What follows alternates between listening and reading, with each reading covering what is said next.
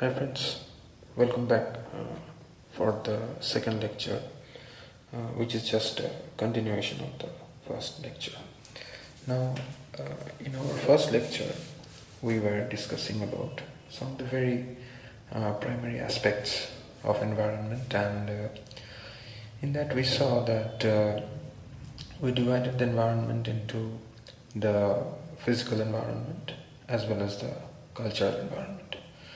Now we shall go into a bit more details of these topics. Now see, as far as the planet's environment is concerned, you can divide it into a few sections, and it is the interplay of these sections, the interrelationship of these various sections of the environment that allows life to continue. Now the environment of this planet, we can divide it into the atmosphere, the hydrosphere, the lithosphere, as well as the biosphere. So atmosphere, as we all know, it includes the sphere of air or the blanket of air, and the hydrosphere, it includes the sphere of water. It includes all water on this planet.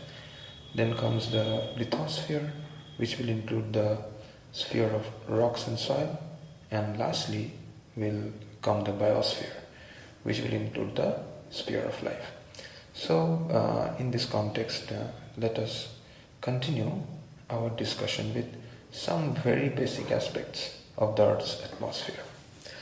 Now it is quite well known to us that the atmosphere, it is the blanket of air, and without the atmosphere it is quite impossible for life to exist as we are used to the life that we see normally. So overall, this gaseous blanket that we see, that we feel rather, it consists of a mixture of gases. So remember, this mixture of gases contains mostly nitrogen, maybe around 76%.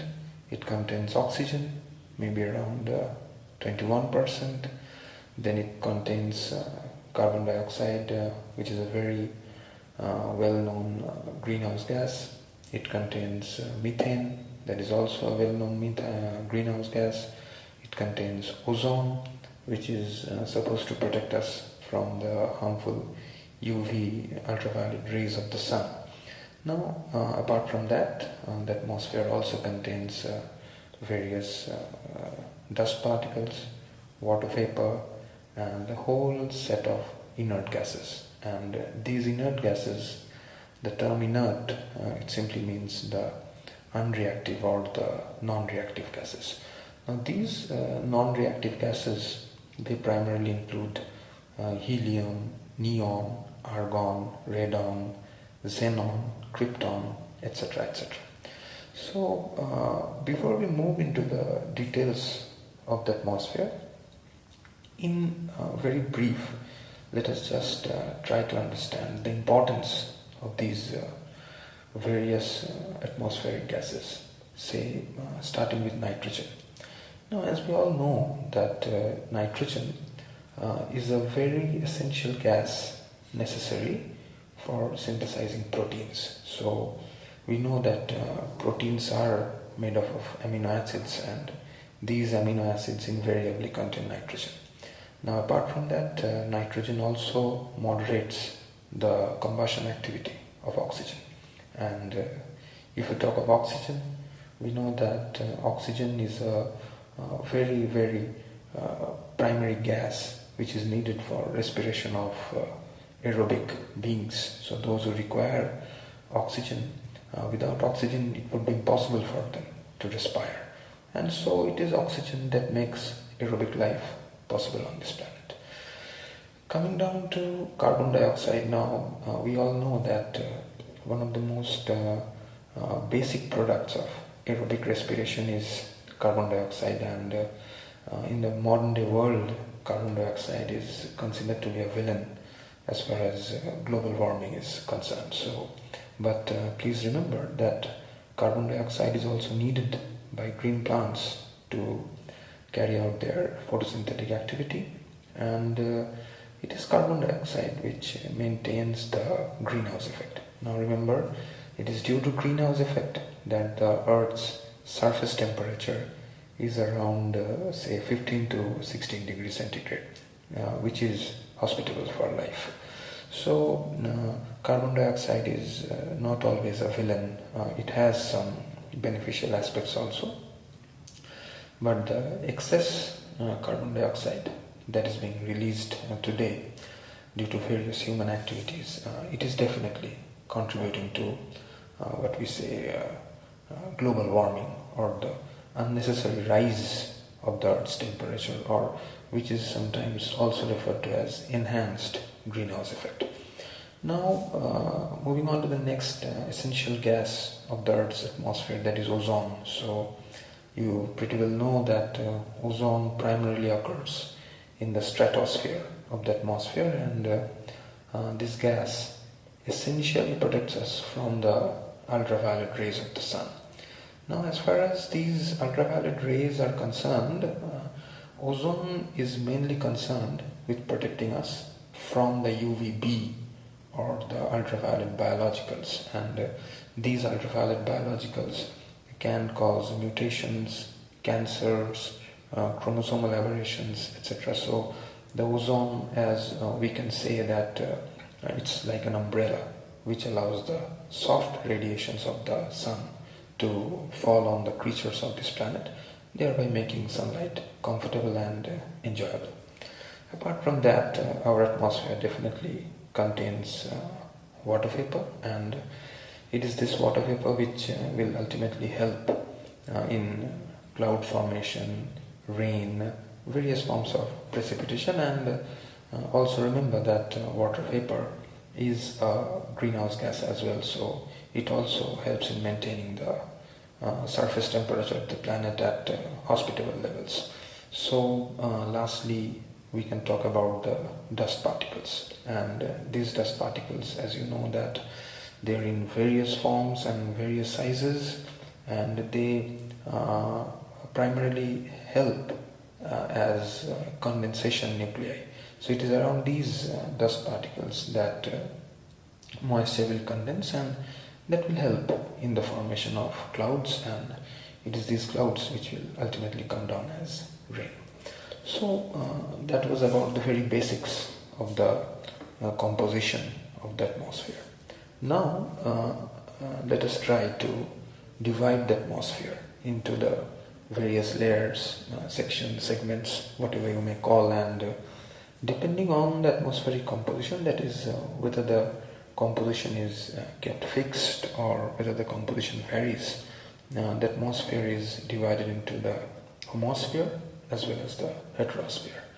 Now the homosphere extends approximately between the Earth's surface to about 90 kilometers above the Earth's surface. So, and it is this range of the atmosphere that the atmospheric composition remains more or less constant, and the heterosphere extends, say, between 90 to maybe the topmost distances that we can imagine, and the heterosphere, as the name suggests, that in this atmospheric layer, in this atmospheric region, the gaseous composition does not remain fixed. So this distinction is quite essential, where we differentiate between homosphere as well as the heterosphere. So depending on what you can say, the temperature variations, we can also divide the atmosphere into the troposphere, the stratosphere, the mesosphere, and the thermosphere. Now, before we move into the details of these layers, one term we need to get used to is the meaning of the term lapse rate. So whenever we ascend, whenever our altitude increases, there is a change in temperature. So if with the increasing altitude the temperature drops, we shall consider it to be a positive lapse rate, and if with the increase in altitude the temperature increases, we shall consider it to be a negative lapse rate. And accordingly, in the various atmospheric layers, as I said, the troposphere, the stratosphere, the mesosphere, the thermosphere, etc. These lapse rates, they will vary. Starting with the troposphere. Now, the troposphere, as we know, this is the layer closest to the Earth's surface, and it is in this layer that all major atmospheric activities take place. Rain formation, clouds, various forms of precipitation, storms, etc. And since we live in the troposphere, from the point of view of air pollution, troposphere is the most important atmospheric layer.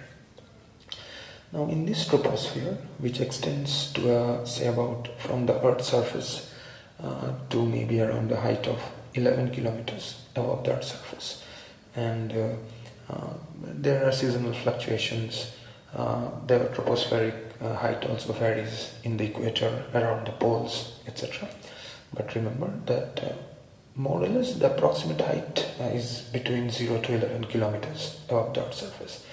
And the lapse rate that we observe here is a positive lapse rate. That is, as we go high up in the troposphere, there is initially a decrease in the temperature, and the temperature range is approximately, as you can see, from 15 degrees C to maybe around minus 56 degrees centigrade. And as soon as the troposphere ends, the stratosphere begins, and the boundary between the troposphere and stratosphere, it is known as the tropopause. It is known as the tropopause. So remember, from the point of view of life, from the point of view of air pollution, troposphere is very important because we live in the troposphere.